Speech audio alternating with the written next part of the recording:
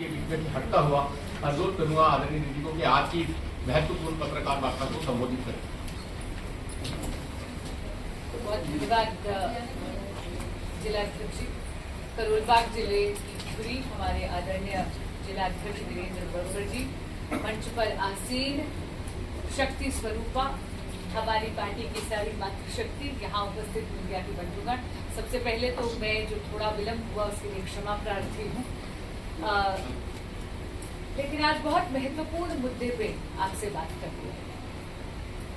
इस देश की मातृशक्ति के साथ Congress party, TMC, DMK, Sapa और पूरे के पूरे विपक्ष ने विश्वासघात किया।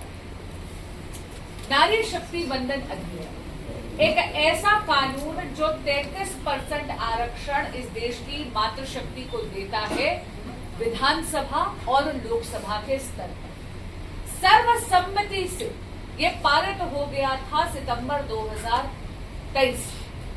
मुझे नहीं मालूम कि विपक्ष की अब ऐसी क्या मजबूरी थी कि जब यशस्वी प्रधानमंत्री श्री नरेंद्र मोदी जी ये संशोधन लाना चाहते थे कि अब नारी शक्ति वंदन अधिनियम का ये जो कानून है, यानी 33% आरक्षण आगामी 2029 के चुनाव में भी हो जाए, तो विपक्ष के सभी दलों ने अपने राजनीतिक स्वार्थ को ऊपर रखते हुए राजनीति करी, परंतु राष्ट्रनीति नहीं करी।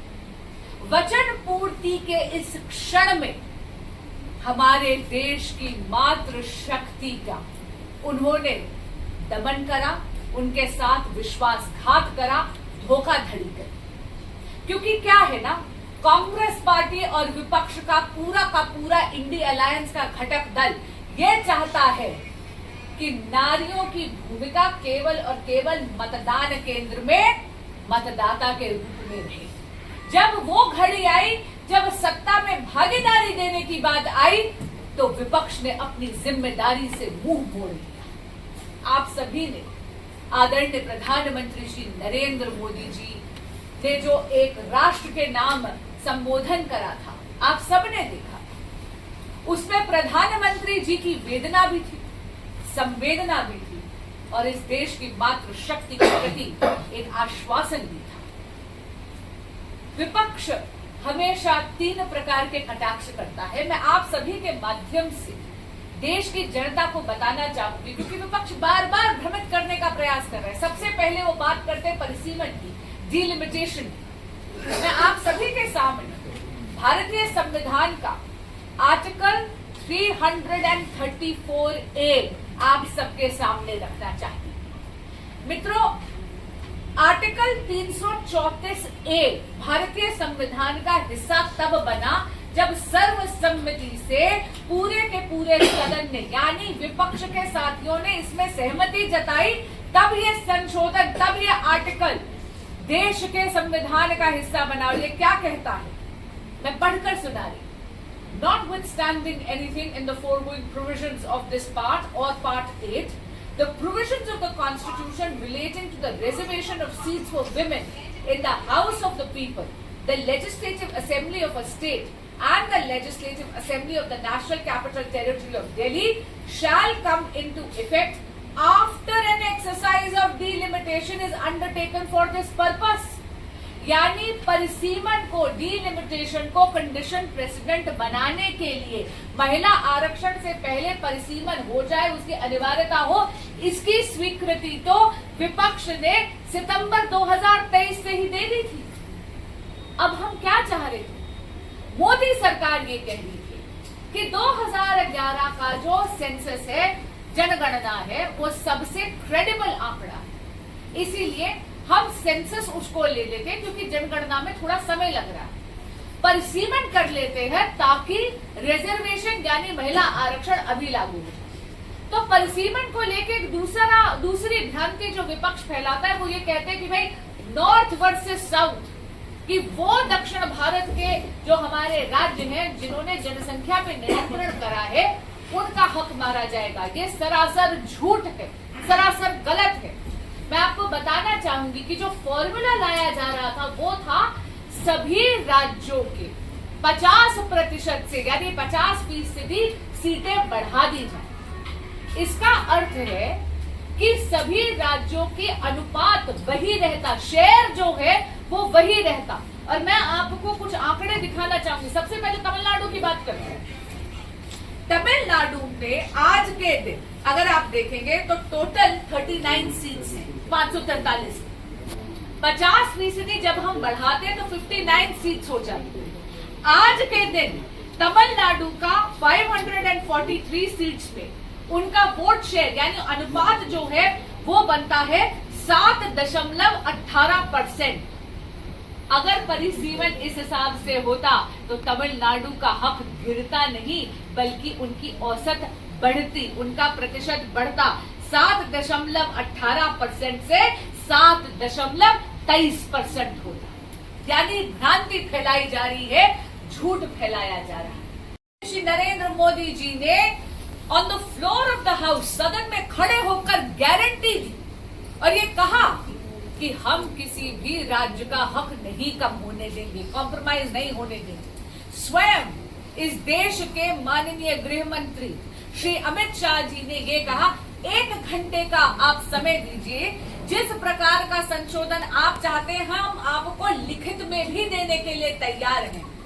लेकिन मित्रों, विपक्ष के साथियों की नीयत ही नहीं थी कि वो महिला आरक्षण को पारित होने देते और इसीलिए उन्होंने वहां पर भी खड़े होकर इस पूरे के पूरे मुद्दे को डिरेल करा और याद रखिएगा एब्स्टेन भी नहीं करा, मुखालफत में वोट दी है। इन सब दलों ने नारियों के साथ विश्वासघात करते हुए लाल बटन दबाया है। एक आखिरी बात मैं आपके माध्यम से कहना चाहती हूँ। सपा के माननीय लीडर अखिलेश यादव जी ने तो गोल पोस्ट ही शिफ्ट कर दी। वो तो चाहते ही नहीं थे, उन्होंने ऐसी गैर संवैधानिक असंवैधानिक बात कर दी। वो डिमांड कोई देश की सरकार यदि न्याय संगत और धर्म संगत हुई और संविधान से चलने वाली हुई तो कभी पूरी नहीं कर सकती। उन्होंने कह दिया कि एक पर्टिकुलर समुदाय की महिलाओं के लिए आरक्षण क्यों नहीं है। माननीय अखिलेश जी भूल गए क्या कि इस देश की सर्वोच्च न्यायालय ने बार बार कहा है कि धर्म के आधार पर आरक्षण नहीं हो सकता। इसे कहते हैं अंग्रेजी में गोल पोस्ट शिफ्टिंग। आज मैं इतना जरूर कहना चाहूंगी कि विपक्ष के पास एक सुनहरा अवसर था इस देश की मातृशक्ति के आशीर्वाद का पात्र बनने के लिए, लेकिन उन्होंने विश्वासघात कर वो इस देश की मातृशक्ति के आक्रोश का पात्र बने। ये आक्रोश आपने दिल्ली की सड़कों पे देखा, पर ये तो केवल चिंगारी है। ये मातृशक्ति का आक्रोश पूरे भारत में प्रचंड ज्वाला की तरफ दहके। और यही नहीं, कल जो पश्चिम बंगाल में इतना बड़ा आपने वोटर टर्नआउट देखा, आप देखिएगा कि मां शक्ति की भूमि बंगाल में भी मातृ का आशीर्वाद भारतीय जनता पार्टी को मिले। मैं जानती हूं कि आप उत्सुक हैं एक और प्रश्न पूछने के लिए, उसका जवाब मैं पहले ही दे देती हूं। ये जो न्याय संगत बात विपक्ष नहीं करता है, जब जब नारियों का विरोध हुआ है तो हमारी संस्कृति सिखाती है, जब जब नारी का अपमान हुआ है तब तब उस व्यक्ति का और उसके राजनीतिक कुल का विध्वंस हुआ है। आज दोपहर को जो आपने देखा कि आम आदमी पार्टी से रुष्ट होकर आम आदमी पार्टी की विभाजनकारी, नारी विरोधी, देश हित में ना करने वाली जो संस्कृति है, जो उनकी नीतियां हैं, उनके भ्रष्टाचार से परेशान होकर उसे अस्वीकार करते हुए 2/3 जो उनके सांसद उनको छोड़कर जा रहे हैं, ये वो क्षण है जब आम आदमी पार्टी को आत्मचिंतन करना चाहिए।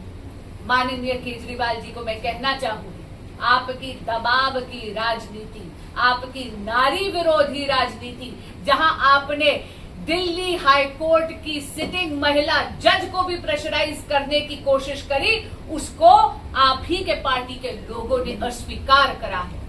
अगर एक संगठन महामंत्री ही उसको छोड़कर चल जाए तो उस संगठन को आत्मचिंतन करना चाहिए।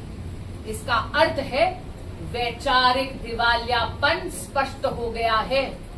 वो संगठन जर्जरा के भुरभुरा कर बिखर रहा है और इसीलिए विकास की इस गंगा में जो भी भारत मां का सच्चा भक्त आकर जुड़ना चाहता है उसका हम स्वागत करते हैं।